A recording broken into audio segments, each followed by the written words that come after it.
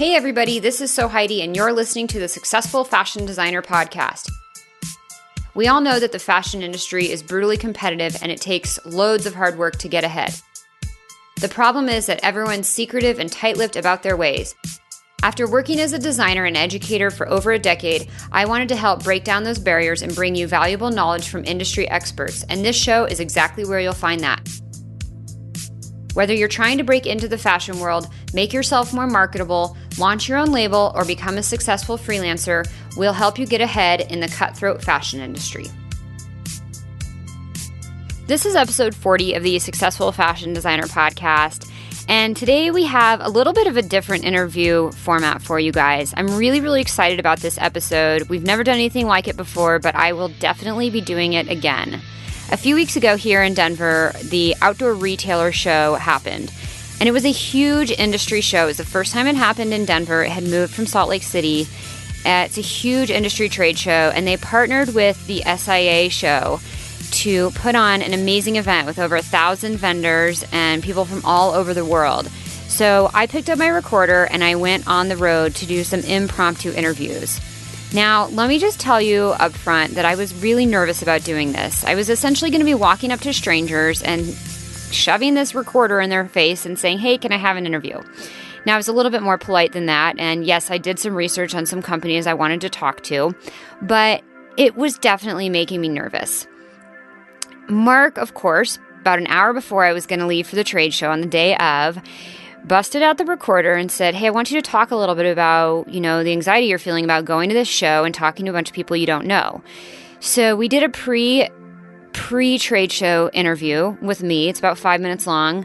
And then we did a post-show interview, a decompression, after I got home that night. And it was really cool to see the difference in my anxiety levels versus my excitement for what I had just done.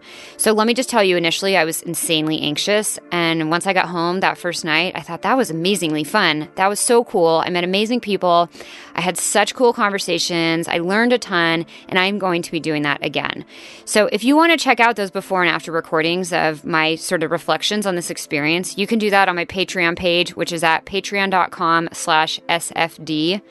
And otherwise, I'd love to introduce you to 7 different people that I interviewed at the trade show. Now, I did 9 interviews total. The other 2 I'm saving for another week because it was just too long, and they were 2 interviews that I wanted to pair up together for another episode. But today I have some awesome people to introduce you to. We have really cool discussions on things like the industry landscape and how things are changing right now between retail versus wholesale, and how brands are respecting their retail partners to help create a better, successful industry for everybody. We go through some really fun industry stories from people who've been in this fashion business for decades. They share the lessons that they learned along the way. And I chatted with a couple cool people who are using apparel as a basis for doing some really awesome partnerships with urban artists or supporting causes like lymphoma and leukemia. And I also caught up with a company who's doing some really neat stuff with innovative technology that's not only helping speed up production, but it's also helping break down some of the barriers within the workplace, whether that be between male and female sort of personalities and how males can tend to dominate. I'm not going to get onto a feminist rant here or anything, but it was really interesting what this guy had to say in terms of how this software is helping people who either because of gender or perhaps even just because of personality are not necessarily speaking up as much or not having a voice, how this software is helping them have a bigger voice in the workspace. So that was really cool. I'll remind you, as always, if you enjoy the show, I would be thrilled if you would subscribe and review. You can do that at sfdnetwork.com/review. And of course, if you want to check out the show notes for links to all these awesome companies to check out what they're doing, you can do that anytime at sfdnetwork.com/40. All right, first up, we have Lanny Goldwasser from Phunkshun. Lanny's story is so cool. He and a couple friends started sewing these ski masks, these sort of face ski masks, in their condo in a small mountain town in Colorado, and they were literally sewing them on sewing machines with their own 2 hands and selling them out of backpacks to the kids that they were teaching in ski school and people in the locker room at the mountain resorts. And they built their business from literally schlepping these things in backpacks on the mountain to now selling over 2,400 ski masks a week.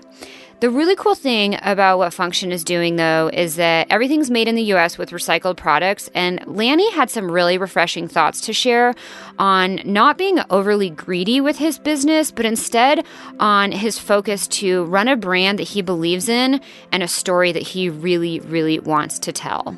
So here's Lanny on his brand, Phunkshun.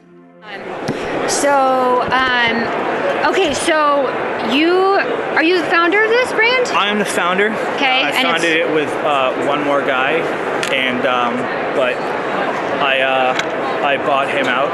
Okay. About 4 years ago now. Okay. And yeah, we were snowboard instructors at Copper. Okay. And him and his girlfriend were making masks for added income, and they broke up. And he didn't want to do it anymore, but people were coming to him cash in hand and saying like, look, I'll pay for everything, just make me a freaking mask. I don't want somebody else's. And it's I couldn't keep listening to him turning it down. And at that time he was my best friend, like guy that you spend every minute. Okay, we're done at ski school, you coming over? Cool. Like half the time we'd wake up on my couch instead of at home. So he just said, look, we spend our whole time in my house not doing anything. Let's buy a sewing machine. So we did. We bought a sewing machine and started sewing. Like, he knew how to sew already. I had to learn, so I was doing a lot of like the handwork. You literally cutting. like made them yourself. We still do. But well, yes, not your hands. Yes. We literally, the two of us, we'd sit at the sewing, we'd get home from ski and ride school at 4:30, 5 o'clock in the evening, chill on the couch for a half hour, and then down, sit, and sew until your finger almost slips under the sewing machine, under the needle, because you're falling asleep. It's 1 o'clock in the morning, and you got to get up in 6 hours to go to ski school.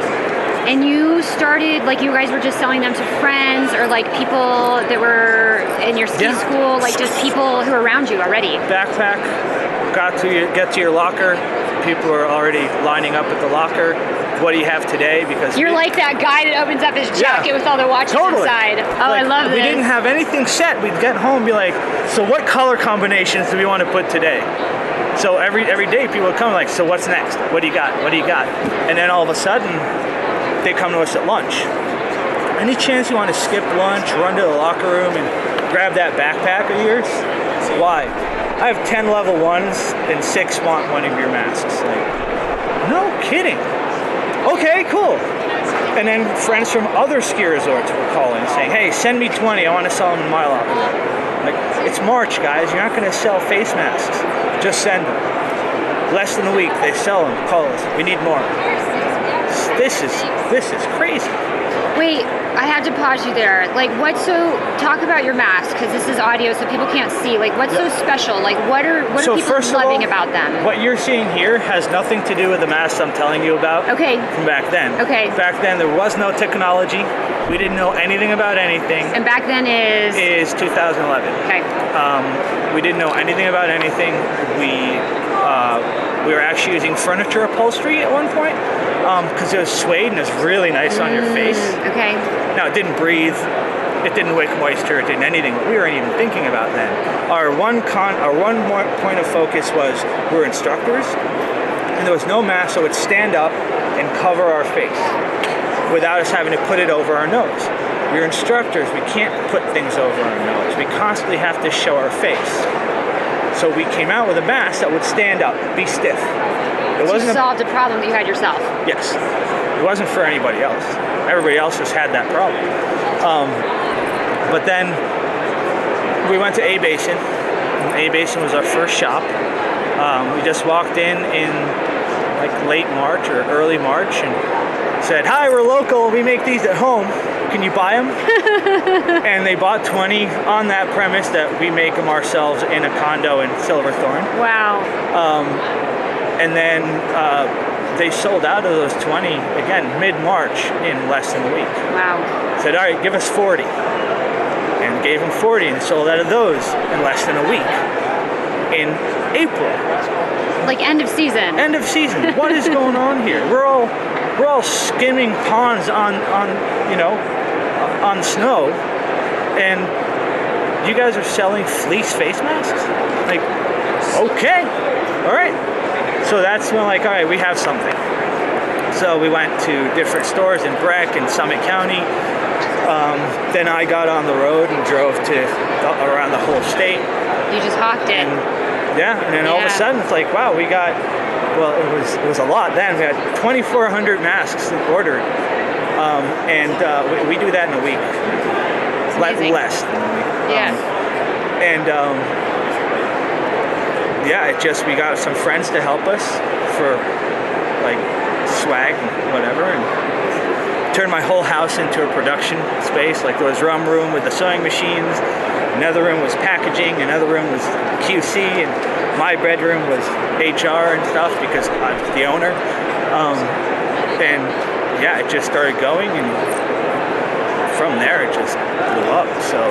So we're here at OR. You guys have a really nice big corner booth, which is like a big way to come from like sewing these out of your condo in a small ski town in Colorado. I'd love to know, like, what are you guys seeing right now? So there's a shift in the industry with like retail versus direct to consumer. Like, how is that going? What's working? What's not working? Are you guys having to kind of evolve on the fly? Can you talk a little about that? So I feel what people don't think about is how each product category works online. So I'm an accessory. My sales happen at the resort. So Arapahoe Basin, this little tiny corner shop, sells triple what a city shop does. Because you buy your boots and you buy your pants and you buy all of that at Colorado Skiing Golf. Right here, down in town. You're not going to buy it on the mountain. But even if you own a face mask, you probably forgot it. And where are you going to get it? On the mountain. So it's an accessory item. People are most likely going to get it online. On the mountain. So online for us is not very big. Okay, interesting. Then there is I'm not sure if you're aware of the platform of like Shopatron or Kibo, where we would receive the orders on our website, and then the retailer would fulfill those orders. Oh, right, yeah. We tried that. Retailers don't want to fulfill our orders. It takes them just as long to walk over and pack a pair of skis for $300 as it does to walk over and package a $20 face mask. Doesn't make sense. Forget the face mask. Yeah. So we tried it. We wanted to be all about our retailer. We didn't want to do anything to hurt the retailer. The retailer couldn't care less. So now we sell direct. Yeah. And it's working okay for us, but again, we don't do large volumes. So it's not a big deal to us, and I don't think it's a big deal to our retailers because I doubt they feel anything. If they say anything, they're always welcome to use Shopatron or still use it, just they don't. Yeah. My opinion is about the companies who are going completely direct to consumer is that, I don't see how, I personally don't see how that's fair. Like, I just sold to a shop. They just spent their money with me. And now I'm going around their back and selling Christmas gifts on my website. I'd be upset, personally, like if someone did that to me.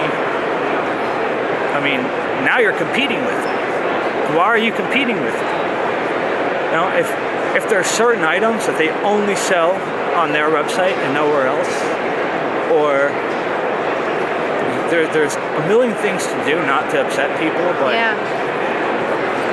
again, it's the same reason I think that we are successful where others say it's impossible, is the whole world today wants a margin that really isn't attainable.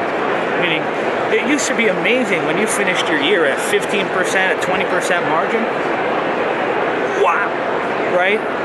Or now, if you're not making 100% on like at the end of the year, well, someone's getting fired and something's wrong. So that's why everyone's in China. Everyone uses the cheapest, junkiest products or raw materials they can in hopes of getting away with it. And then even and then really the large brands, the mega brands, they're doing the same thing. They just put their name on it, and then they can charge you $400 for a $150 jacket. Yeah. Right? But it's not like they're doing anything special. Only some of them. Yeah. Right? I mean, Columbia with their what was it called? They came out with this whole heat management thing. Oh, right. Omni Heat. Look at that, 20 other brands have it. But they actually created it. They spent $1 million making it. The rest didn't. It's just, I'm not for it. I think it's not right. I think there should be a process, and if people don't want to follow the process, then a lot of other people will get hurt. And that's a core value of your business. You guys are all made in the U.S. 100% made in the USA. A lot of it here in Colorado. 100% here in Colorado. Oh, wow, so okay. Everything's done under one roof. Wow. And then the whole company is there, so... Here in Denver. Yeah, so we didn't separate our sales team and put them in a cool spot downtown and then a factory out there. Everyone's in the same building under the same roof. I truly believe that's important. Our reps love it because, how many sales reps can tell their clients that they know all the selling staff? Like, they know everybody.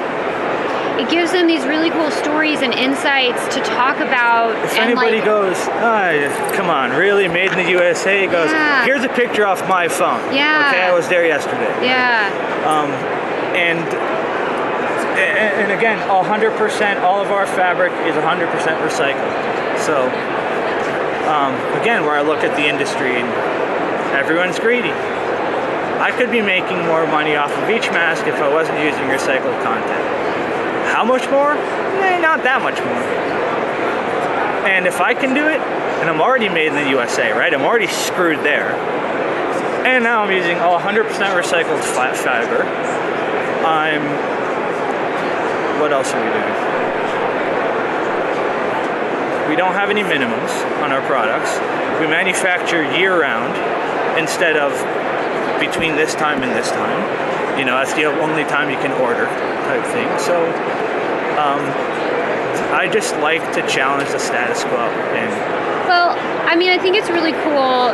It sounds like there's a really big and relatable story behind your brand, and from what I see in not just the apparel industry but other industries and with the consumer in general, like, people want stories. At the end of the day, they're not just buying this product. Like, yes, it has a function and it serves a purpose, but the story behind it is just as valuable, I believe, and I think it's becoming more and more valuable as certain industries are going different certain directions.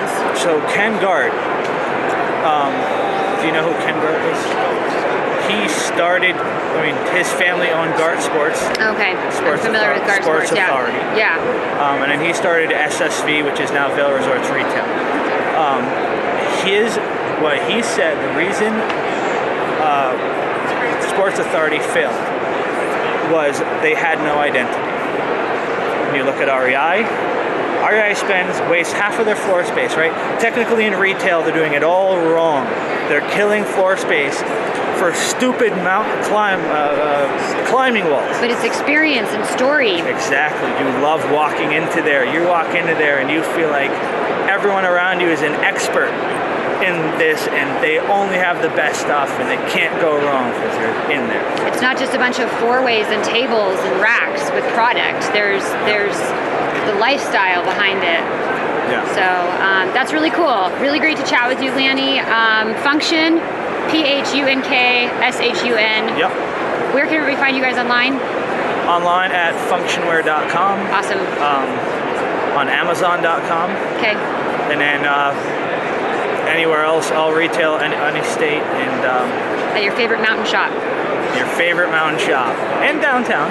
Okay, downtown too. But all the mountains have their own custom graphics too, so if you want some customs, go there. Yeah, a great vacation takeaway. Exactly. Love it. Better than the mug. Thanks so much, Lanny. Really enjoyed hearing your story and getting to meet you and learn about all the awesome stuff that Phunkshun is doing. Next up, I have Neal Caplowe from Sports Science. Neal's one of those amazing industry guys who's been doing this work forever. He's got really fun stories. He's just an absolute pleasure to talk to. I think you'll hear that right away when he and I start chatting.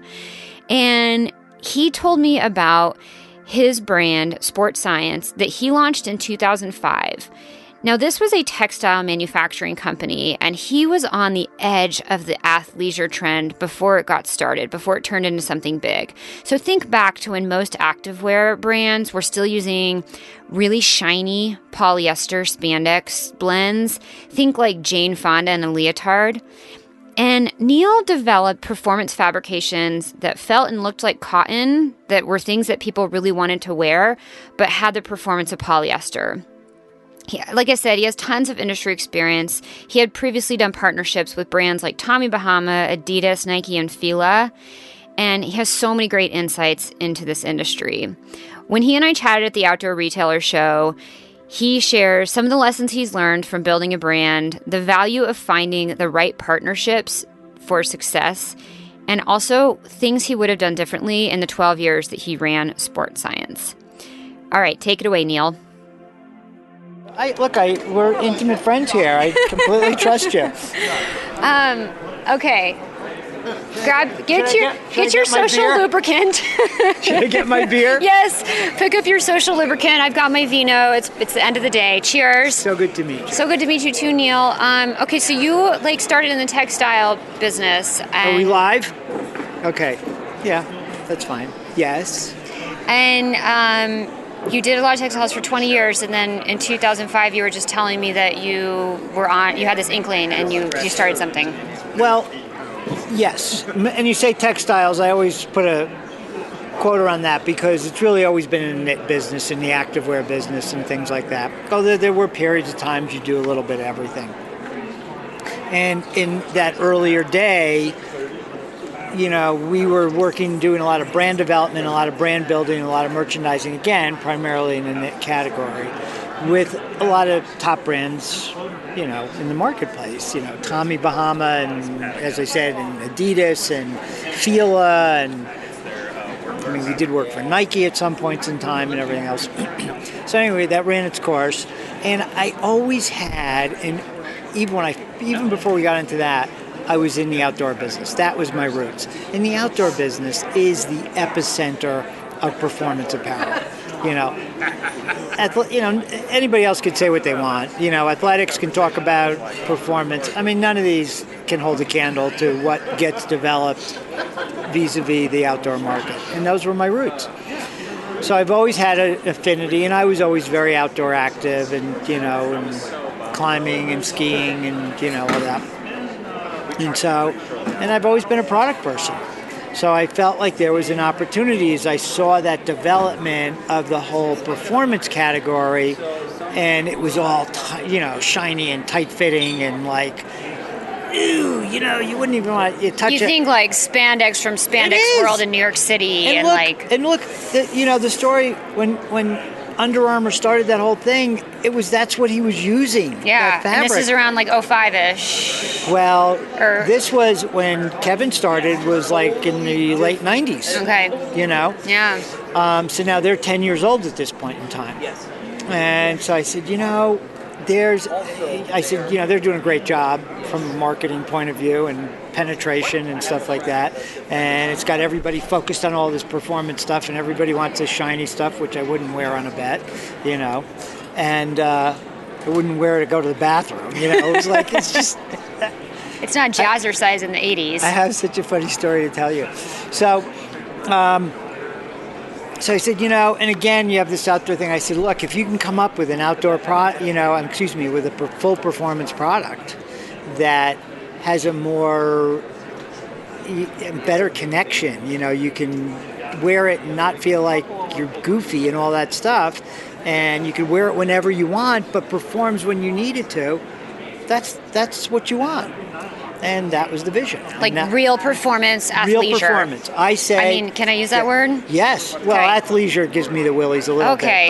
But real performance, but like clothes you actually want to wear. Yes. Yeah. And this is back in 2005 before a lot of people were talking about this. Completely. Yeah. Completely. And it does irk me that I was so dead right. I mean, I take comfort in that. And we just, and I'm sure some of it was me, and I'm sure some of it was just the way the ball bounced, and, it's just stuff happened. But go ahead. But anyway, so, we just have sort of powered along and muddled along, and, and then you see all these other people coming up with stuff in that category, which just validates the vision. And so, that's... I mean, you ran it for 13 years, 12 because you said you just sold it 3 months ago. So it ran its course and it did well. But you made a comment before I hit record, and I want to talk about this because it was like right when the moment I said, wait, I got to pull out the recorder. Let's do a quick interview. And you said, are you okay if I kind of say what you said? I think. I don't know. I don't remember what I said. Remind me. You said, you had this vision in 2005 and like you were on it, like you were spot on. And you go, if I only had the fucking capital. Yeah. And like I'd love to kind of talk a little bit about, what were the challenges with that? I will tell you this. I knew from having run my own business for 20 some odd years. Prior. Which, we built to a reasonable size. I will tell you, one of the most important things is, and not everybody can do it. Sometimes I think I've done it well. Sometimes I feel like I haven't. Is know where you're good and know where you're not. And where you're good, try to leverage as much of that as you can. And where you're not, you better get some freaking help. And I knew I did not want to run the company. I didn't want to deal with all the shit behind the door and making it all happen. What did you want to do? I wanted to go create the product and go create them, I wanted to go light off the fireworks. Okay. And I'm good at that. So I approached a company that we had been doing some work with and I've been consulting with and collaborating with and stuff. And I said, hey, I got this idea. What do you think? And they go like, we love it. Let's do it. And we started the thing, and like a year down the road, give or take, they were sold, and they were way bigger than I was. I mean, they were, I don't know, maybe like a $70 or $80 million company, and they got bought by a big, I don't know if we can say names or whatever it is. It's up to you. I don't care. You can say what you want. It was a company by the name of Funtees, and they were bought by Delta. And, Delta is like an 800-pound gorilla. And it was a really, it didn't, when I say it didn't go well from my perspective, standing on the sidelines, forget its impact to me. There were a lot of people at Funtees, all of which I really cared about. And it was this classic case of, this is fine, I could say this on the interview because no one could see it. It was this classic case of like this, where the left hand was not even close to touching the right hand. All Funtees did was special makeup stuff, and all Delta wanted to do was like make white t-shirts. So the whole thing really turned sour very quickly. And, because we were new to the whole thing at Funtees, we got pushed to the sidelines, which was completely fair and appropriate. You at Smart Science, Sport Science, as partnering with Funtees. Yeah, because we were like, new things, so they had way bigger issues to try to, So finally, about a year later, we kept hanging on, saying like, okay, it'll get better, and it really finally didn't, or it wasn't getting any better, and they said to. And, through some of the people I've always, stayed close with, and some still to this day, they said, look, we don't know when this is going to get better or if it's going to get better, and we can't be what we all intended to be together. You need to, get out of here before get out while you can. Right.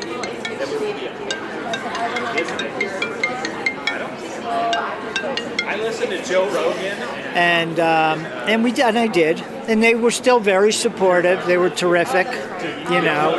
But there was a difference between being supportive and having all the infrastructure and guts that go with it. Yeah. So, you know, so now you're left with trying to continue to keep this thing on course and try to find somebody new. And it's very difficult. And it's difficult to do on your own.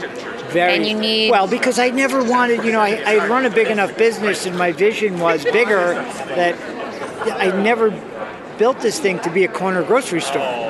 The vision was always, it was going to be more significant. I don't mean, it didn't have to be like a, you know, $100 million company, but it wasn't going to be a corner grocery store. So that needs certain resources, and that needs certain, you know, in terms of people, in terms of money, in terms of all that stuff. And, you know, and it just didn't work out. So you were, I mean, it's a little, I don't know if bittersweet might be the right word. Like, you were able to sustain the company for a very substantial amount of time. You just sold it. Like, that's a huge success. Yes. I think. I don't know the terms or how it went. But you know what? The terms don't even matter. Sure. The fact that I was able to put it in a box and package it and put a bow around it and have somebody pay me. Yeah. And you did it for all that time, and so you were on the forefront of that trend. Do I get a pat on the back because I persevered, or a smack in the head because I was stupid? Well, why do you say you were stupid? What do you think that you would have done differently? I say that facetiously, of course. Yeah, to some degree. But I really, like, looking back, do you think you did some things that you could have done better? Of course. Okay. Look, we all think of things we could do better. Yeah. I think I would have put more effort in earlier to finding a replacement partner for Fun Tees. Okay. You know, because that would have been great. And once everybody got their stride, it would have worked out well. And I think we could have done something very special. And it was no one's fault that happened when it happened. Yeah. Just life, right? Yeah. You know, shit happens. So that's, you know, not totally okay with all that. You know, you go and say, oh shit, and kick the dog and move on, you know?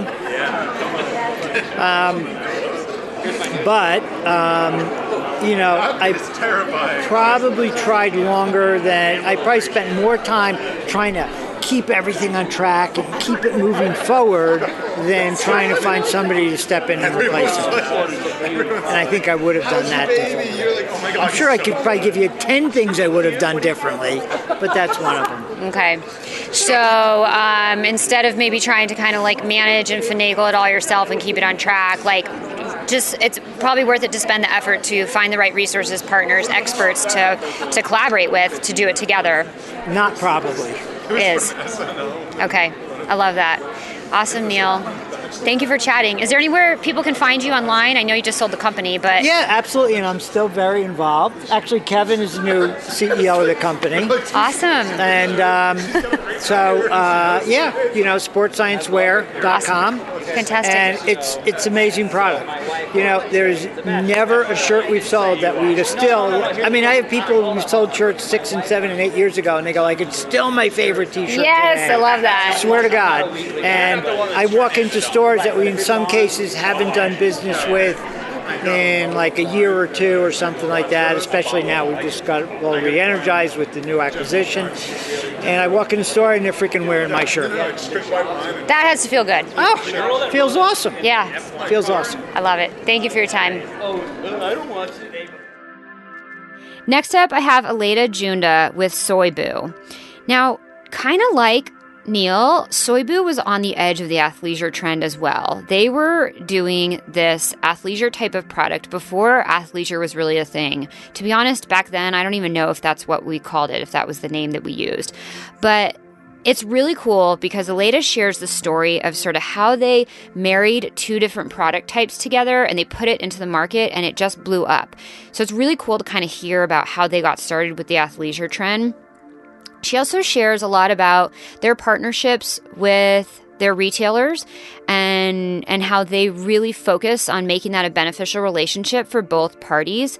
So it's interesting to hear how brands are adapting to this direct-to-consumer model, which can be challenging when you look at selling direct on your website or selling directly through Amazon, which she talks a little bit about how they're handling that, and then pairing that with the partnerships that you still need to maintain with your wholesalers. So I really, really love some of the insights she has and how much this brand cares about maintaining those relationships and creating a win-win situation for everybody within the industry. All right, let's hear it, Aleida. Awesome. So you are Elena with Soybu. Tell us a little bit about your brand and what you guys do. Okay, so let's see. Our brand Soybu is about 8 years old. It's one of many brands actually that we manufacture under Active Fashion Group here in Denver, which, let me change that. We don't manufacture here in Denver. Our company's here in Denver. So Soybu is a outdoor inspired athleisure brand. Yeah. So it kind of comes a little closer to that than maybe some other athleisure brands out there. Yeah. We have a good mix of performance and lifestyle. And we've just been out there doing it. We've been doing this for a long time. I've been doing it for 18 years. Wow, a long time. Yeah. Wait, so I think this is actually really cool because you guys started doing athleisure. I'm going to put you in that category. Is that fair? Yeah. Like before it was a thing. That's absolutely true. Yeah. So, I mean, I'm a big yogi. I've seen you guys around forever, which is really cool. Like, did you have any foresight or were you like, let's just do this? Like, what was that inspiration? Well, one of the things that was interesting was we had worked already with a lot of sporting goods companies, like, and one of the big ones we had worked with in the past was Sports Authority. But so we had those relationships, and we did start seeing a need from our sourcing side. We were doing a lot of more resort wear under Soybu, and we started to see both the resort and the sporting goods people were really looking for this athleisure product.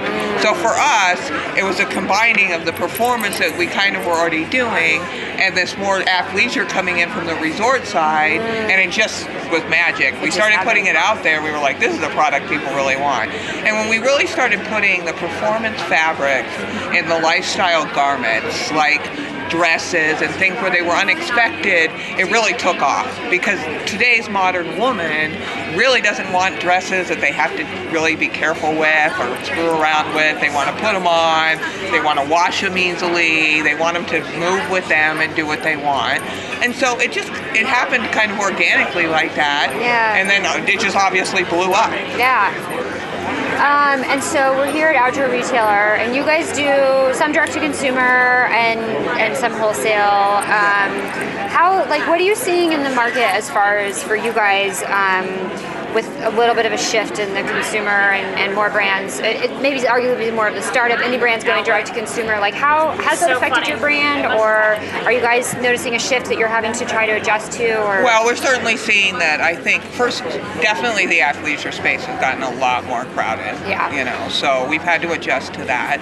But we're finding that really direct consumer and web-based sales are critically important. It goes along with a little bit of what I was saying earlier, which is convenience is just king to our customer. People want to go online. Stores, and what we're seeing, one of the things I think that's really happened at retail that's made it so tough is the stores have so many locations that they just can't keep the inventory that they need in every one. They've spread it out so much that the customer goes to the place and then they just don't have the size they want, they don't have the color. So if we go online, then we can solve those problems for them, and we have them. Yeah. And we fortunately have enough of a base that people have kind of followed us there. Yeah. I think that's the real challenge is a little bit if you're unfamiliar with it. So what we're really hoping to do is get further ahead on that and online, telling our brand story, really making the customer understand it. We always stand really behind our products. We love them, but you got to get them out there and get them on people. Yeah. And then we'll continue to really pursue our wholesale partners, support them, and then try to figure out, what we can do with them and our own experience to really help us all kind of survive this retail situation, which has gotten challenging. Has it? Yeah. It's just there's so many stores. The customer is, I think, overwhelmed. They go to a lot of places. There's a lot of stuff that doesn't seem that different. It's not that obvious. You used to go to a store and the salespeople were really educated. It could tell you a lot about things, and that's not really true anymore. And frankly, I mean, what's that been replaced with, which is somewhat sad, is people just go and look for reviews on Amazon, even if they're going to buy it in the store, because that's a way to see what everyone's experience is with it. You know, that there's a lot of things about Amazon that I think are very challenging. Are you guys on Amazon? We're on there. We have a limited product grouping on there, so we don't always give them all of the products. But it's good for exposure and for getting the stuff out there. You know, it's just challenging. Some of our retail partners, you know, don't love that. So you have to always try to balance that a little bit. And so that's really where we're at in terms of wholesale resale strategy going forward, is how can we get more control by probably taking more of the sales onto our own website or with really trusted partners. And then just making sure we respect what our retailers need to not be cannibalizing the business. I was just chatting before you got here with one of your sales reps about the line. It's fantastic, by the way. And you know, you guys have like some velour pieces and some macrame details, and it's so funny. I was like, that's like, I was wearing navy and velour in the 90s or like late 80s, but we were talking about this 20-year cycle. You know, like 4 years ago, I never would have thought I would wear navy leggings, and now I'm like, I love navy, and I'm not into the velour thing, but I get it. And the macrame details, and so it's just so interesting. Like, any comments on, you know, kind of what you're seeing and as far as trends, or like what you guys are thinking about or what's working? Yeah, I mean, I certainly, especially in the really young set, you're seeing like almost it's like a complete 90s reboot. And some of the stuff, it's normally in trending, you kind of see it coming back, reinvented. It's been crazy to see it almost not reinvented at all. And there becomes a point in your life, like where I'm at, where it doesn't seem like that was that long ago.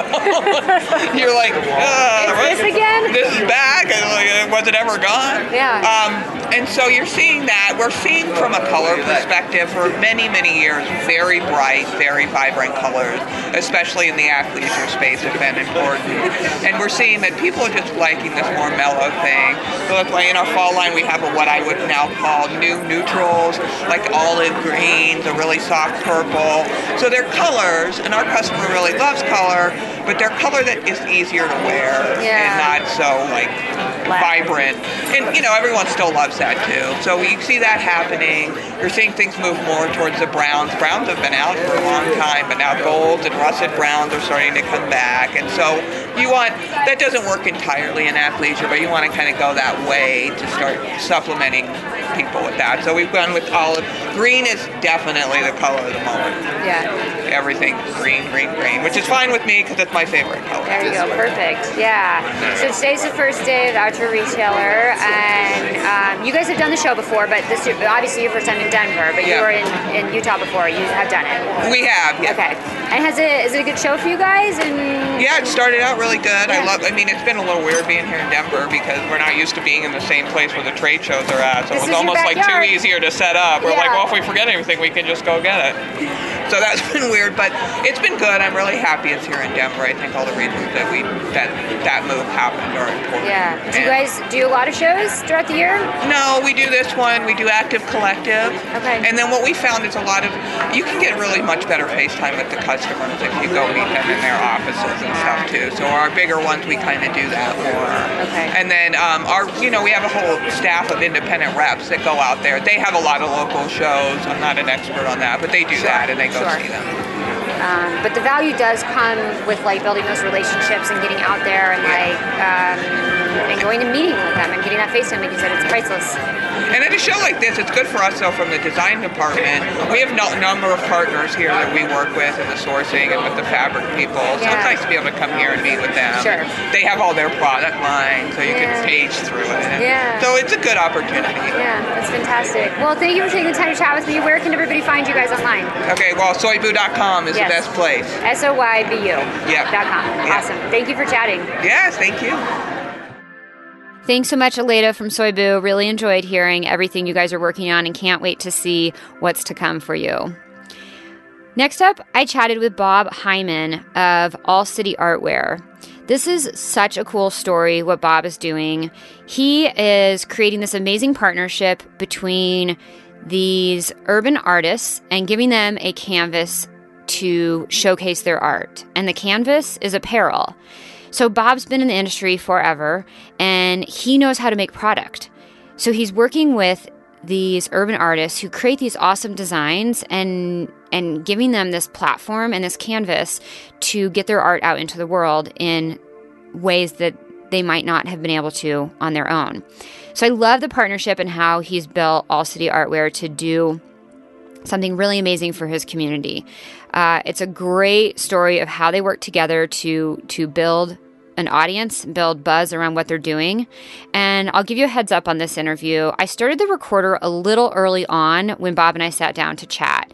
And sitting at the table was also my business partner, my freelance contract design partner in crime, Anne.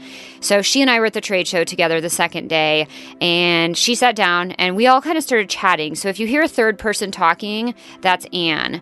And I left the beginning part in the episode because I really liked some of the stories that we talked about and some of the concepts and the mindsets in terms of starting a business and building a brand that we discussed. So just wanted to give you a heads up on that.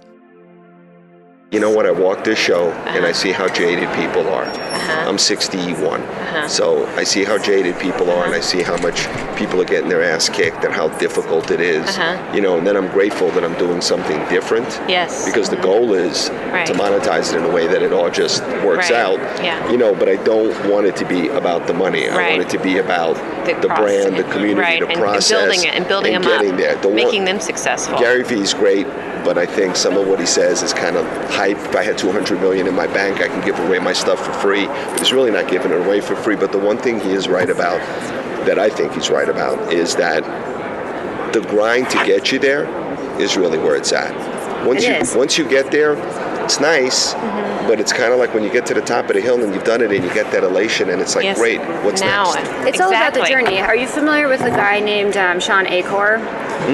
He was a keynote speaker at an event I was at, and he is, brace yourself, he's a happiness researcher, but his concept is phenomenal, and he's done all this scientific research, and it's proven that it's not, the happiness does not come from reaching the end point, the happiness comes from the path that gets you there.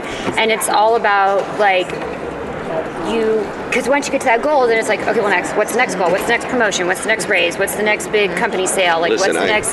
There's so many. You have to enjoy that process. That's what it is. Look, there's so many life lessons that I've learned along the way in this business. This business is really about life, you know, and it doesn't matter whether you're making a garment, you're making fabric. At the end of the day, you have to go through the process. And it's the process that's really exciting. Right. Once you get there, it's kind of like, nice. Yeah. What's next? You know, for me. Because you get that moment of excitement, and then that dies really fast. So it does for me. I was just at the PGA show, just the first part of this week. So I was meeting with a gentleman, and he'd bought and sold companies over and over. And I go, well, what are you doing here now? I go, oh, you can't stay away. It's like an addiction. I go, look at you, you're totally set for life, and you're here. And, right, I mean, it's just really interesting, I think. Let me tell you, there's a lot of guys in this business that make a lot of money. And part of it, I think, is ego.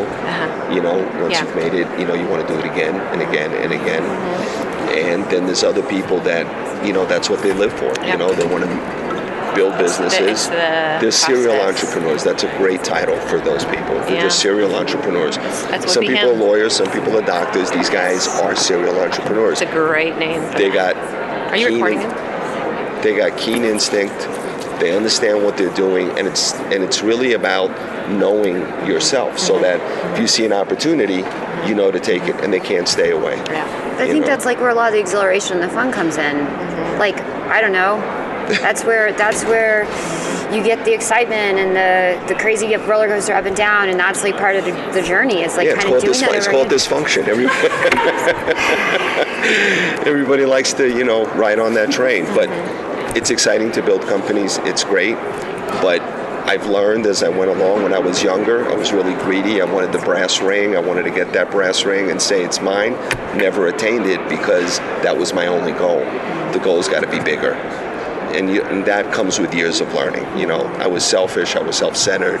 You know, I thought I could do this all on my own. I got it all figured out. No. Nobody gets there by themselves. That's a very true statement, and that's not unique to me. That's just the true statement. And I think the whole journey of getting there, the excitement of getting there, and if you're really smart, you really do it altruistically, you'll get the results you're looking for. You know, it doesn't mean you don't want to have some success. You Sure, you have to think about that. You want to Like, think about it's internalizing reality. it, right? But you got to be altruistic about it. You got to be there to help people. So All City Artwear for me, Yeah. I guess like you said, it's giving back, but it's really more about, I like mentoring. That's a big thing for me. And these young kids are, and they don't have to be young. I mean, I also work with people that are young, but they're all phenomenal creatives that really are great, and they're all looking for another canvas. So we give them the canvas of apparel, hats, and we're not doing it yet, but we're going to go into backpacks and other things so that they could put their art on there. Yeah. And we have a really great deal. We split the money with them 50-50. Yeah, that's so fantastic. so it works out really well, and they're great, and they've been really receptive, and they're a lot smarter than I am on social media. So I let them work that. I still haven't figured social media out yet. It is It's a tricky very beast. it's I didn't grow up with that, so I'm learning. My kids, it's second nature to them, but I am learning. Well, by the time you figure one out, like I finally get Instagram down, and there's like Snapchat, and like I don't know what, they disappear in 24 hours, and it gets overwhelming. No, I just let them do that. Yeah. I just try to direct them, try to be like the producer, the director, Yeah. and they can manage it. We give them the product, they sell it on their own Instagram sites, we have a website, and we do that as well, and we do Facebook ads and those types of things, but I'm trying to learn the whole social media side of it. That's a really tough learn for someone like myself who didn't grow up with it. Yeah. It's really a young person's game. That I do agree with. Can you introduce yourself really quickly, Bob, and give us like a little bit of context? My name is Bob Heimann. My company is All City Artwear. Actually, I'm one of the owners. I have another owner who is my partner who lives in Atlanta. He was very instrumental in getting Ocean Pacific, the brand, off the ground many years ago. So OP. So him and I combined have almost 60 to 70 years of experience in this crazy business. So, and we started All City Artwear with the concept of really taking creatives and people that are urban artists. And we started in Miami, but it'll be for all over the United States, where they could basically use the canvas of apparel to showcase their art. Now, not everything they do makes sense to put on a garment. Sure. So we help them merchandise and market and understand what does make sense so they could be successful. So you're like the other half of the puzzle, because they have the brilliant creative mind, you have the know-how and the industry expertise. Correct. And so you work with them to mentor them. Okay, this is how we can best execute this in a jacket, sweatshirt, hat, backpack. Absolutely. We're the operational arm for them, so to speak. Yeah. We also, if the product does really well, because everything we do is online, so everything is basically done via web-based sales. But if one of the products or the items does really well, we have the ability to take it to retail. So we give them that option as well, but that's got to be, developed. That's not something that happens overnight. You can't walk into a retailer and say, hey, here I am, because retailer's going to say, who are you? Who are you selling? How are you supporting this? How are you going to bring people to our store? Yeah. So that's why the social media part of it is critical, as it is in anything you do today. But we also have the ability, and that's what my partner brings to the table, his ability to take product to retail. So you guys have an online store that represents how many artists, roughly? Right now we have roughly about 5. Okay, and you're getting marketing and promotion and traffic to that site via the independent artists doing the social media. Correct. And that's kind of how you're building the audience and engagement. As we also are doing our own work to develop the engagement as well. So it's basically, we allow them to promote it on their Instagram site, Snapchat, however they want to do it. Yeah. But the one thing that we ask for is everything that they do, they have to hashtag All City Artwear. Oh, sure. So that this way, people know that All City Artwear is collaborating with them or working with them, whatever the terminology you want to use. Yeah. So that it's a joint effort. It's a partnership. It is a partnership. Yeah, that's really cool. How long ago did you guys start this? We started this a year and a half ago. Yeah. A year and a half ago. It's been a slow build. Yeah, It's been as a slow anything build. is. And you know what? We're not in a rush to do it quickly. We're in a rush to do it right. Yeah. And part of what we want to do is more podcasts like this, more educational podcasts. So, young up and coming people that really want to start products and do their own line understand what's involved. Yeah. You know, it's not that simple. It's not. You know. And where did the idea come from? Like, how did this get initiated, and how did you kind of get in touch with these artists to get it off the ground? The way it came to be was actually it's pretty interesting. My wife, who was an art major and is incredibly creative, we walked into a store in Wynwood in Miami, which is like the art district in Miami. And there happened to be a local artist there that was really hot. He was an urban artist, and we were fans of his, and we're fans of urban art. So I thought it would be a great idea to see if this guy wanted to do anything on shirts. Oh, so he just had like canvases and posters and stuff. They've got walls, they've got canvases. They're really up and coming. They're like right on the verge of breaking out. Okay. So we were fans. We were buying the product. So I thought, what a great idea, right? I grew up in the hip hop culture. I grew up with graffiti, and I grew up with all the art. And I thought this would be like a really nice change to do something that was cool, was different. So I got together with my partner. I said, look, here's my idea. And I said, what do you think? He thought it was great, and just evolved. And we've been pivoting. I mean, it started one way, pivoted another way. So now we're a platform really for these up and coming young artists. And we're also working with a local New World School. We have 2 artists from the New World School, which is kind of the College of Arts in Miami, and we have 2 young guys. One guy does anime, another guy does something else, and we're going to be basically doing work for them as well. So it's evolving. Yeah. It's evolving. It's very cool. Which we're very happy about. Yeah. And it's fun. It's fun to do something different. Yeah. You know, and something that, quite honestly, I enjoy watching these young guys and girls really succeed. Yeah. So it's kind of cool. For me, when they see their stuff selling and people wearing it, that's like one amazing feeling. Excited. Yeah. You know, I stop people and say, hey, we made that, you know? Maybe as like a little kid. I love that. So, you know what, for me, if I can have that kind of feeling, you know, that's worth it. It's priceless. For me. Yeah. Yes, it is. So where can everybody find you guys online and check out what you're doing? They could find us online at allcityartwear.com. Okay. And if you just go on the website, you'll see the artist, you'll see what's up, you'll see all the things that we have. Yeah. And it's continually going to be updated on a regular basis. Awesome. Great to chat with you. Thank you for taking the time. You too. Thank you for taking the time. And I love your podcast. They're great. So sweet. Thank you. It's super. Thank you. Thanks so much, Bob. Really, really cool stuff you guys are doing with All City Artwear, and it was so fantastic to meet and chat with you at OR. Next up is Ashley Schendel with PopFit Clothing. PopFit Clothing took a completely different, unique, and kind of risky approach to launching their brand, but it worked. They went viral on Instagram by offering a free pair of leggings to new customers. Now, if you're on Instagram and you follow or you do anything with like yoga or activewear, chances are you've probably seen their sponsored posts. And the concept behind this was really cool. Ashley believed that if they just got their product into people's hands, they knew their product was so good that once people got it in their hands, they'd order more. And like I said, it absolutely worked. In 2017 alone, they distributed over 350,000 pairs of leggings. The other really cool part of Ashley's story is that she started the brand with no industry experience and now has a 16-person team of all women working with her. So here's Ashley's story of how she started PopFit Clothing and how she got it all started on Instagram.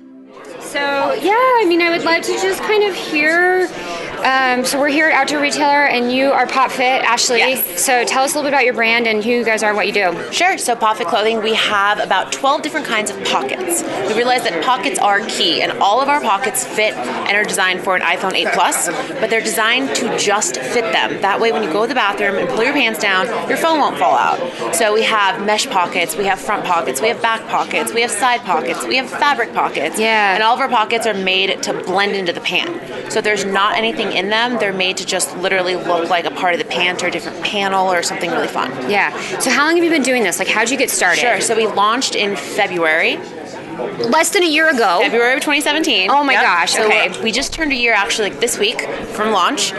We've sold 350,000 pairs on social media. Whoa. Okay, so I discovered you guys on Instagram, and you guys do this thing where you get a free pair on Instagram. And so talk a little bit about like that strategy and like how has that worked for you? Sure. So we really believe in our leggings, right? So we wanted to make sure everyone could really know what Pop Fit's all about, and you can't do that unless you touch and feel it. Going the retail route for a new brand is really hard, so we decided to go the Instagram route and just getting our pants out there. We get hit up all the time because we go from XS to XL, and our XL is a true XL, and our XS is a true XS. So just having this true size around, people really appreciate the comfort and the functionality, and we've been really, really lucky. We have a great support team. I mean, our girls are amazing. Just a lot of hard work, a lot of reaching out. You've probably seen our ad a couple of times. I mean, we just really believe in our product, and we believe if you get our product in your hand that you will be hooked. So, which is amazing. And I mean, I told you a minute ago before we started the interview that I live in leggings, and I think a lot of us do now. Yeah. But like, did you have a background in the apparel industry? No. So I actually was in commercial real estate acquisitions for a REIT in Santa Monica, and I just saw my future 10 years down the hall, and I just knew I wanted more. So I was really lucky to have a boyfriend that was supportive and just was really pushing me to kind of do my own thing. So we launched this, and we just really took off. I have 16 employees right now, almost all of which are females, so we're really building just a brand that people can stand behind. I mean, all of my girls, they come to work in Pop Fit 4 out of the 5 days of the week. I mean, we're putting a lot into the engineering of the pant. Yeah. We do a poly spandex blend, which is very different. Most people are doing a nylon blend, and nylon's great, but it's not as comfortable. So our leggings are designed you can hit the yoga studio, and then you can go about your day. Yeah. They're really comfortable, they're high-waisted, and they're just a little bit softer and less constricting, but they're still supportive. Yeah. So I'm really tall, I'm 6'1", so I was just really tired of leggings that kind of didn't make me feel good, right? They were a little bit boxy, they always cut me at the wrong space, so we worked really hard to kind of do an all-encompassing line that really works on a variety of body types. Yeah. I spent a lot of time. Now, you don't have to share any specific numbers, but it sounds like this like dream of like, I was in real estate, I had this idea, I launched this brand, here I am a year later, less than a year. And so we did launch another brand in December of 2015. Okay. That's how I originally started. And I started by really just hitting the Asian market, going to find factories, going to do sourcing. I spent about 3 months a year throughout China and Vietnam. Okay. Really doing all of this sourcing to get our margins, to get our designs, to do all of this. So we've been really lucky to have that background so I could launch Pop Fit just really out of the blue and just come out hard. Yeah. And so as I said, you don't have to share any specific numbers, but like for people out there listening, they're like, I want to do this, I want to get this virality on Instagram, or I want to do this alternative sort of distribution method. Like, what were the logistics behind this? Did you fund this yourself with your savings? Did you have some VC? Like, how did you really make this happen? It's all self-funded by myself and one other founder, but I'm the majority shareholder, and it's definitely possible. If you have a good product and you just want to get it out there, like, people are receptive. People want good products. I mean, we got pretty lucky with launching this kind of right as I think the leggings trend, like people started wearing them to work, and so I do think we got a little bit lucky with timing, and just having a good product and just people really just starting to pick it up, so we could just roll on that, and just having these connections that I had before in Asia was really helpful as far as like our minimums and just getting started out with designs. So as you can see in the booth, we have like 100 SKUs that we're launching for March, so we're just really lucky to now have the following to be able to get these styles and designs just really where we want them to be, and just to be able to have enough variety, because for us variety is key. Our price point is $38 to $55 retail because we want our girl to be able to have 5 different leggings instead of one. Yeah. Because we think you're wearing them 5 days a week, 7 days a week.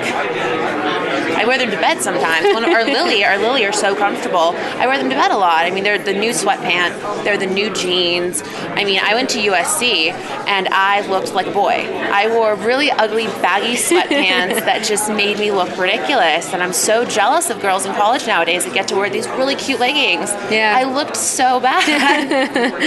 And obviously you were very smart with the marketing side of things and like getting the name out there and distribution. I mean, you're all over Instagram. You're pushing that really hard. Yes. Yes. You're doing a ton of trade shows. You just listed off the next 5 shows you're Oh my going gosh, to. I know. So you're it's not just about the design and the product. Like, you have to get out there and push it. Oh, for sure. Well, we did our first trade show, Magic, last August, and we literally I called up Magic. I called it Pool, which is where we're at, the Pool trade show. It's for like startups, newer companies, newer brands a lot. And I called up and I talked to them, and I talked to the head, and I literally just told him my story, and I was like, I've never done a trade show. We're not in any retail. And I started talking to him, and we were on the phone for 45 minutes. Oh, it's he amazing. was so supportive, and they were just really excited about our brand and just getting some sort of like face-to-face with people. And we had a great reception at Magic. So we're like, okay, maybe we are onto something. So we know the consumer likes it. We weren't sure how the buyers see us, the buyers' leggings. We're not a known brand, but I mean, everyone's been really receptive. So I mean, we're hitting it hard this year. We're trying to really get our brand out there. That way people can see it in a store and be like, oh, Prophet Clothing is legitimate. It's US-based, girl-run. Like, we're really pushing the girl power just company. We want people to know who we are and what we're about. Awesome. Well, congratulations. This is really Thank exciting. Really cool to connect with you in real life after seeing you come through my feed so often. I know. Well, I appreciate that. Thank you for the support. Yeah, of course. Yeah.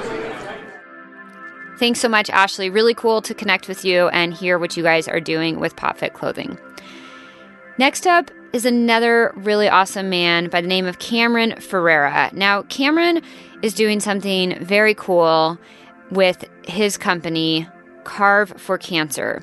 Now, Carve for Cancer is actually a 501c3 nonprofit that, in their own words, shreds blood cancer. Something so cool about this group of people is that everybody at Carve for Cancer is an unpaid volunteer who's just dedicated to beating blood cancer. So they do all sorts of cool events.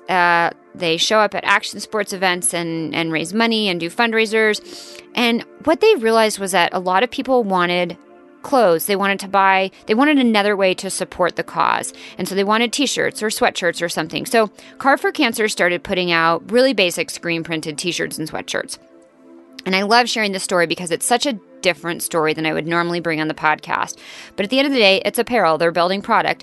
And they're now just at the turning point where they're ready to go to the next stage. They've capped out. I shouldn't say capped out, but they're just ready to take it to the next level beyond basic screen printed apparel. So I chatted with Cameron about their transition to trying to figure out how to take it to the next level and how to start offering more customized apparel, what some of the interesting solutions they are doing and thinking about to take their product to the next level and continue supporting their cause to shred blood cancer. Thanks so much, Cameron. Take it away. Who are you? I'm Cameron Ferrara. I'm the Executive Director of Carve for Cancer. We're a 501c3 nonprofit that helps raise money for cancer research by engaging the ski and snowboard industry, as well as other action sports activities. Awesome. And so you guys put on a lot of events, and at those events you decided you needed to sell product to create more money to support your cause. Is that right? Did I get that right? Correct, yeah. So next weekend, February 3rd, in the Pocono Mountains in Pennsylvania, we'll host our 5th annual event. It's basically just a giant party on the snow, 3 stages of live music, competition, a massive gear and swag raffle, which is where we raise a lot of money as well. Yeah. And just as a fundraising point at that festival, we knew we had to have some sort of merchandise, some sort of product to sell to people, take away, bring back to their friends and family if they weren't able to make it, for instance. And this now being our 5th year, we started that in our 2nd year, really. So we've really developed into more of almost a line of clothing, where we are working with a really nice designer who's donating some of his time to us, but also works with huge brands, Harley Davidson, Audi, some other really great, top tier sort of manufacturers we'd like to work with in the future. But we are really grateful to have his design eye and his skill, and through that we've got some great materials that are coming out now. Our sort of year does focus around our event, so we are right now getting the materials in from printing and everything like that, and marking them up and organizing them for the event next weekend. We sell a lot at our event, then we move that material onto our online store. That goes throughout the year, throughout the summer when we're doing other events and things like that. People can purchase there and we'll ship it out, and then we do generally some heavily discounted stuff for the holidays to move whatever we have else, and then revamp that line and go back at it for our next year. So we're all volunteers, and everybody who's helping with the mission, as far as everything from accounting to marketing to event production, to of course the graphic design and sort of soft goods material production. So but right now we're looking to get to that next level. Right now we're buying a sweatshirt and putting our logos on it, but we're wondering how we do some of the nicer elements, some more custom items that aren't just a shirt with a logo on it. Maybe some leather tagging, which I think is really cool and in vogue right now with the industry. Some other things that might come up in the future. So if there's anybody out there listening that would want to help with that, that's certainly something we could use. And other marketing efforts, of course, are abound. We do a lot of brand promo, giving them goodwill visibility for making a donation, but also using their products in an event or in a campaign. Right now we're gearing up to have a young man skate across the country, so we're working with different vendors in that realm, backpack companies and stuff like that, that will be able to, give them visibility through blog posts, but also have him have the materials he needs to make it across the country and help us do some fundraising along the way. Yeah. That's really cool. And your story is pretty different than anyone I've ever had on the show, but I love how it kind of comes full circle back to clothes at the end of the day. Sure. So you guys are doing some sort of essentials with screen printing, and was that process pretty easy to kind of figure out and get started? Yeah, I come from an event production background. I have a lot of other friends who do things like punk rock flea markets and stuff like that. So we have a lot of connections in the sort of artistic end of that, and then also the screen printing end of that, just because I've done a lot of work in music and bands, and they need merch and all that. So we just did our first knit hat, which took a while. It was our longest production time element, and probably one of our highest per piece minimum, so we had to buy a certain number of pieces to get the knit hat made. So that was something that we looked for the right vendor for 2.5 years to get it done correctly. A long time. And really something we wanted to do. But also through that time we were really growing and maybe weren't quite to that minimum that we needed to get to, and now we're we've gotten to that point. So, but that piece we're super happy with. And are excited to have it hit the mountain next weekend, and I'm sure we're going to sell out. Is this the first launch of that item? Yeah. Oh, that's really exciting. So, and actually, I just got the FedEx package with all of our shirts at my Airbnb. So I'll be at the show tomorrow wearing all the stuff. That's really cool. Which is really cool. Yeah. Okay, so as you guys kind of try to take it to the next level beyond your basic screen printed product, you said you took you 2.5 years to find the right vendor for the hats, and maybe a little bit of that was you growing into those minimums. But what have been some of the challenges and I don't know how far in the process of researching this next phase is with the apparel, but what have been some of the challenges that you've been seeing or anticipating that Yeah, some of them are definitely minimums, right? So we can't go to a factory and have them make a one-off item because it's just going to need too many. So right now I think our strategy is going to be to start to go to designers and brands that already have product out there and see if we can do a co-branding with them, maybe a different colorway, and embroidery of our logo on it. Right now we are doing that pretty successfully with a snowboard brand, Gilson Skis and Snowboards actually. So those SKUs will show up on our website next week, where you can actually get a custom Carve for Cancer snowboard. It's also on their website as well. So those are the sort of things I think that as we develop, those are going to be the best places for us to go to next. But we do have a desire to go even farther down the road to make this sort of a full-on brand where people want to wear our stuff because they rep the cause, but also because it looks cool and is in kind with the the style that they want to wear. Yeah, so. I love this story, Cameron. Where can everybody find out about what you guys are doing? Yeah, so go to our website, www.carveforcancer.com, and you can see our online store there. Probably the week of the 5th, a lot of those new items will start showing up there. In addition to soft goods, we have stuff like hard water bottles and some other cool other items. So check it out. And otherwise you can certainly make a donation on the site, and we'd appreciate that. It really helps us further our mission. So awesome. And if someone wants to reach out to support some of the design or production aspects, just go on the site and email you. Yeah, go on the site or email us at info@carveforcancer.com. Okay. That works great and gets to our whole team, who are all really engaged, and we're grateful we have each other to be able to push this thing forward. Yeah, so cool. Great to chat with you, and thank you for all the efforts to such a great cause. Yeah, awesome. Thank you for having me. Yeah. Really enjoyed chatting with you, Cameron from Carve for Cancer. Thank you so much for all the wonderful work you guys do and for putting so much energy and effort into the volunteer work that you do for such an amazing cause. Last up is Peter Jackson with Bluescape. Now, Bluescape, it's kind of hard to understand what they do from an audio perspective. It's a very visual experience. I went to their booth and I played with the software, but Peter does a pretty good job of explaining it, so I'm going to kind of let him do that portion of the explanation. But something that's really cool that they're doing with this software, and was kind of an interesting byproduct after they launched it, but it's really broken down some of the barriers within the workspace. And whether those are barriers, as I mentioned in the intro to the show, of male versus female, dominant personality versus, maybe more quiet personality.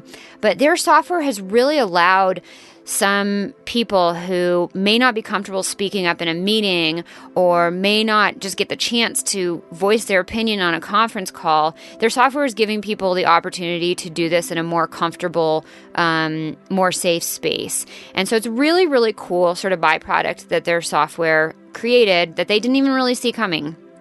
So I'll just let Peter explain how their software works, what they're doing, and all the awesome results that they're seeing within their company. Okay, Peter Jackson, tell me, what's Bluescape?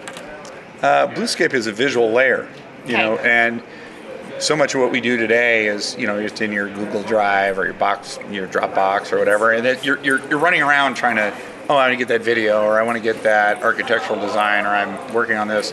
And they're in these multiple different places, and you're just visualizing them, right? You're trying to pull them up in different ways.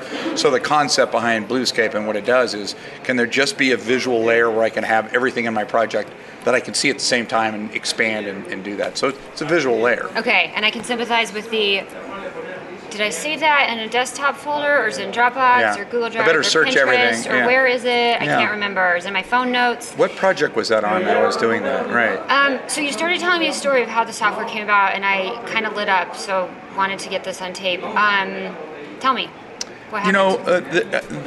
Interestingly, the Hayworth company, which is based out of Holland, Michigan, which is right on the western coast, there is a manufacturer there, like I said, since 1948. And the guy who ran it, now he's the chairman emeritus, constantly would come in and see when they're making furniture there, right, for companies. So they're a multi-billion-dollar global company. Okay. And the way they would design it was, they'd have these designers with Post-it notes and things, and they ran out of wall space. They couldn't bring out of wall space. Right. And so, typically you have these like young millennials coming up with technology ideas.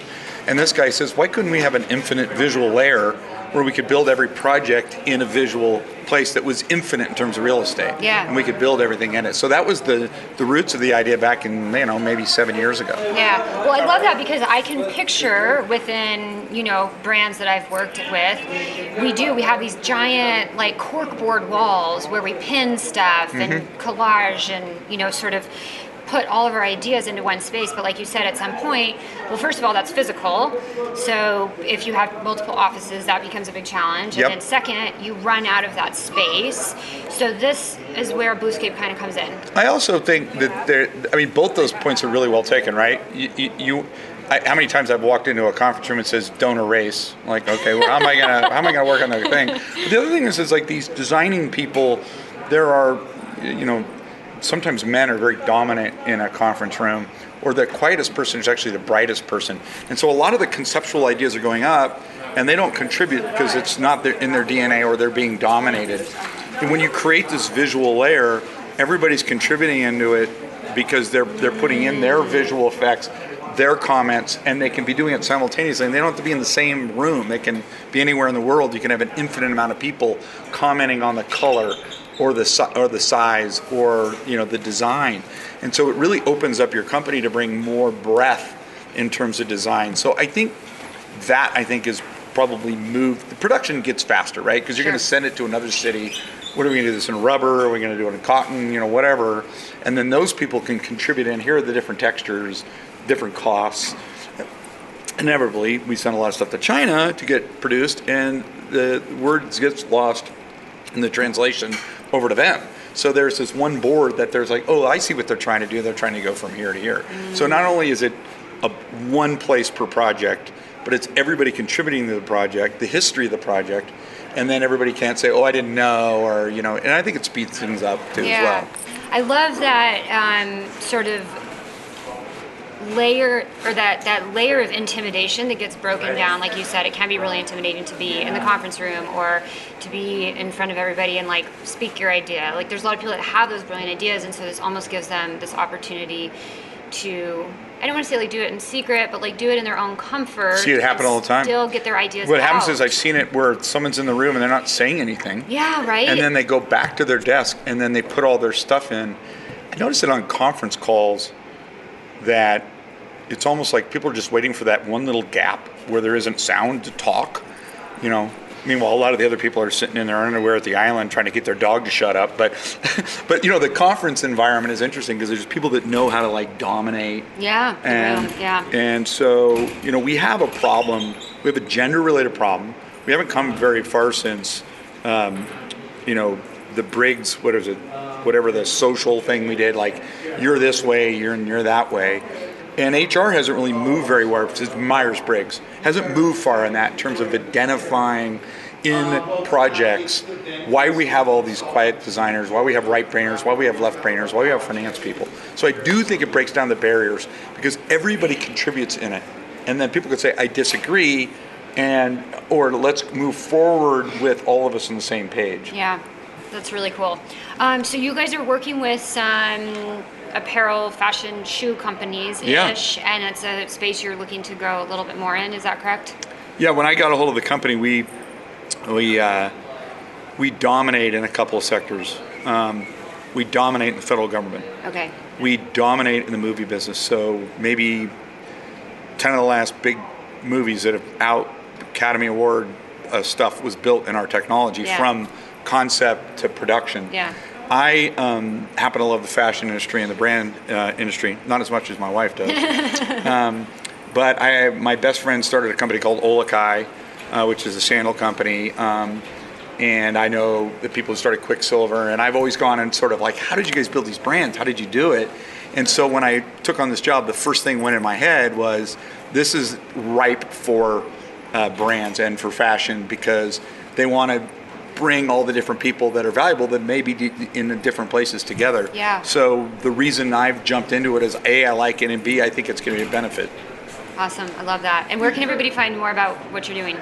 Well, our website is bluescape.com. Okay, fantastic. I'll put that in the show notes as well. It was awesome. Thank you. Yeah, nice to chat with you, Peter. Nice to chat with you, too. Thank you so much, Peter. Really lovely to chat with you and get to try the demo of your Bluescape software at the Outdoor Retailer Show. Thanks so much for listening, you guys. I hope you enjoyed this episode. It was really, really fun to put together. As I mentioned, I was super anxious going into these interviews, but it wound up being really cool and really fun to chat with everybody at the show. Thank you so much, everybody, for just allowing me to pull my recorder out and hit record. Yeah, I mean, I was someone you had never met before, but everybody was really willing to chat, so thank you so much for that. Make sure to hit subscribe on iTunes or wherever you're listening. And if you enjoyed the show, I would be so grateful if you took 30 seconds to leave a rating or review. Again, you can do that at sfdnetwork.com/review. If you'd like to get more behind the scenes clips, as I said, sort of insights into some of my reflections on this industry, whether that be the hour before I'm going to a trade show to go network and schmooze with people and the anxieties I feel, or I also share bonus clips that don't necessarily have a home, whether that be behind-the-scenes video footage or small snippets of interviews that don't quite fit into the podcast. You can do that on my Patreon page. It's not a way to collect $1 a month from you. Everything is available absolutely free. So go check that out. It's sort of a platform we put up to test and experiment with different types of content to see what you guys like and to see what sticks and put things that don't really have a home otherwise. So you can check all that out at patreon.com/SFD. Again, thank you so much for your support. I appreciate each and every one of you, and I will talk to you next week.